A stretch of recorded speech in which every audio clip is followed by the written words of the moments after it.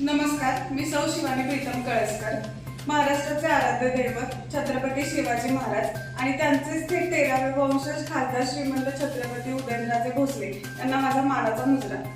दरवर्षीप्रमाणे याही वर्षी देखील आपण छत्रपती दहीहंडी महोत्सवाचे आयोजन केलेले आहे आणि येणाऱ्या 28 तारखेला संध्याकाळी 6 वाजता तालीम संघ येथे या कार्यक्रमाचे आयोजन केले आहे.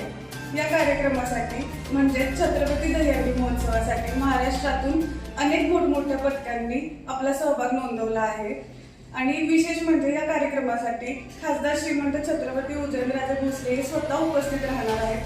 तरी मी तुम्हा सर्वांना आवाहन करते की तुम्ही सर्वांनी या कार्यक्रमासाठी उपस्थित राहून या कार्यक्रमाची शोभा वाढवावी. धन्यवाद.